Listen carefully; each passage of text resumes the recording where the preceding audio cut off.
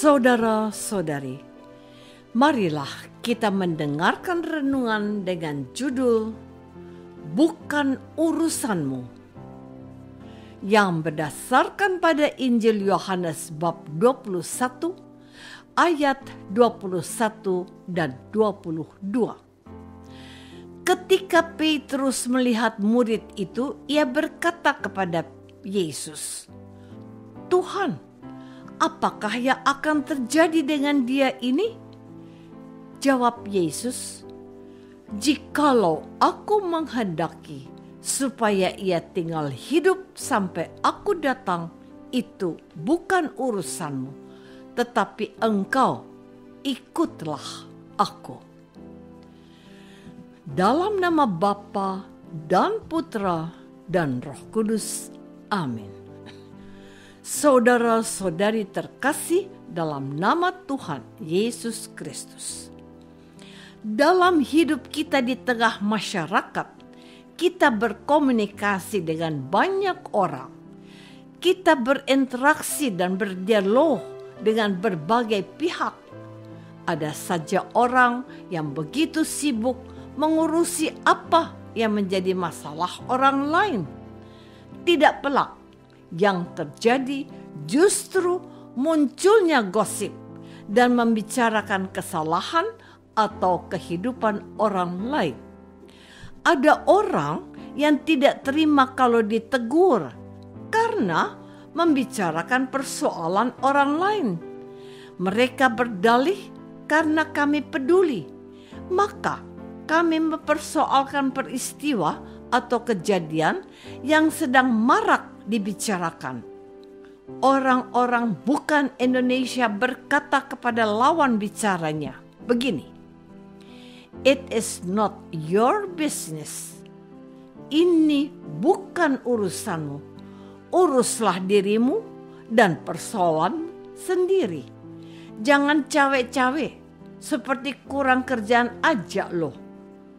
Petrus bertanya kepada gurunya Yesus tentang nasib atau masa depan murid yang dikasihinya, yaitu menurut tradisi Yohanes. Tuhan Yesus menegaskan kepada Petrus bahwa Tuhanlah yang memiliki keputusan tentang masa depan murid yang dikasihi itu. Itu bukan urusannya. Saudara-saudari terkasih, menarik untuk kita perhatikan bahwa Tuhan Yesus tidak hanya mengingatkan Petrus untuk sibuk dengan hal-hal yang bukan wilayah kepentingannya. Petrus harus tetap fokus pada pesan terakhir Yesus yang sudah menetapkan dia sebagai gembala bagi domba-domba Yesus yang dipercayakan kepadanya. Yesus mengulangi kata-katanya dan mengingatkan Petrus tentang hal itu. Katanya, "Tetapi engkau ikutlah aku." Dalam renungan kemarin kita sudah mendengar teguran Yesus ini. Tuhan Yesus mau agar Petrus tidak merepotkan diri dengan hal-hal yang bukan urusannya. Tuhan mau Petrus fokus pada panggilannya untuk mengikuti Tuhan Yesus.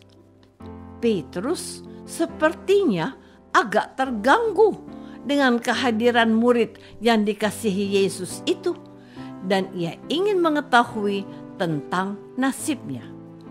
Tuhan Yesus memastikan bahwa dialah yang menetapkan apakah dia akan hidup terus sampai dia datang. Lalu tersiar berita seolah-olah murid itu tidak akan mati. Yesus ternyata lagi-lagi disalah mengerti oleh para muridnya sendiri. Tuhan Yesus sedang menyatakan dirinya sebagai Allah yang berkuasa. Saudara-saudari terkasih, dengan mengatakan kepada Petrus bahwa jikalau aku menghendaki supaya ia tinggal hidup sampai aku datang, itu bukan urusanmu.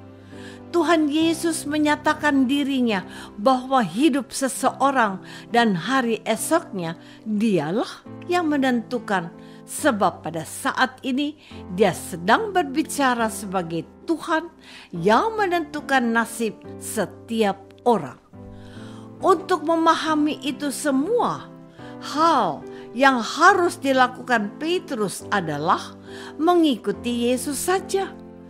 Apakah murid yang dikasihi Yesus itu tidak mengikuti Yesus? Dia berjasa untuk memperkenalkan kepada kita bahwa Yesus adalah firman hidup, dan oleh firman itu segala sesuatu telah dijadikan. Tentang murid yang dikasihi Yesus ini, murid dari Yohanes memberikan catatan sangat penting dan harus kita perhatikan. Tulisnya, dialah murid yang memberi kesaksian tentang semuanya ini dan yang telah menuliskannya, dan kita tahu bahwa kesaksiannya itu benar.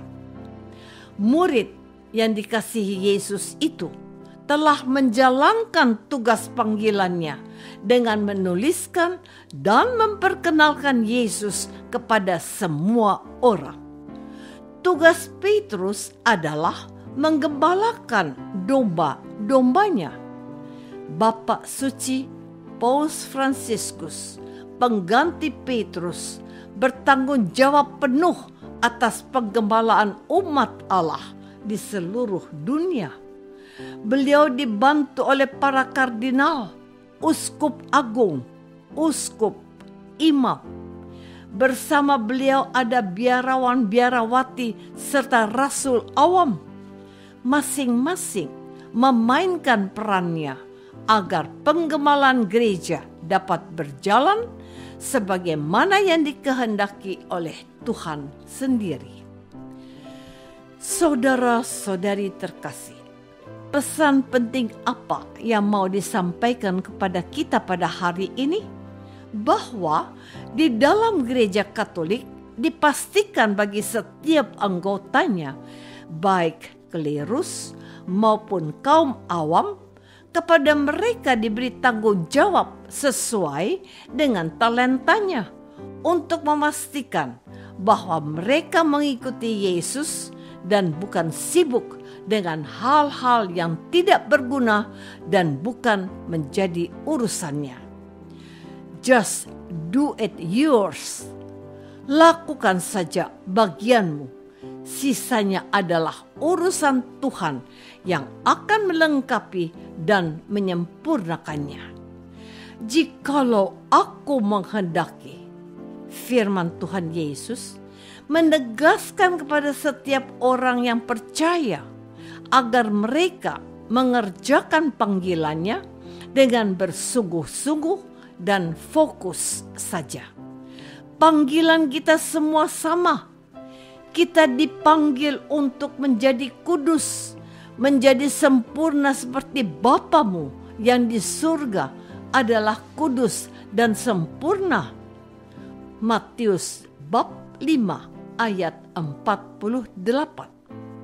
Yang harus diutamakan adalah melaksanakan kehendak Bapa, seperti Yesus juga datang bukan untuk melakukan kehendakku, melainkan kehendak Bapa yang telah mengutus aku. Urusan kita bukan sibuk menilai atau menghakimi orang lain. Itu wilayah Tuhan. Tugas kita adalah mendengarkan Yesus dan mengikuti panggilannya. Ikutlah aku. Cara terbaik untuk itu adalah melaksanakan perintah-perintahnya. Apakah aku sudah melakukan bagianku untuk menjadi murid Yesus yang setia? Marilah kita berdoa. Bapa yang Maha Baik, kami seringkali sibuk dengan urusan orang lain, dan kurang memperhatikan tanggung jawab kami. Bantulah kami untuk fokus untuk melaksanakan kehendak-Mu agar menjadi sempurna seperti Bapa. Demi Kristus Tuhan kami. Amin. Semoga kita semua selalu dinaungi dan dibimbing oleh berkat Allah yang Maha Kuasa. Dalam nama Bapa dan Putra dan Roh Kudus.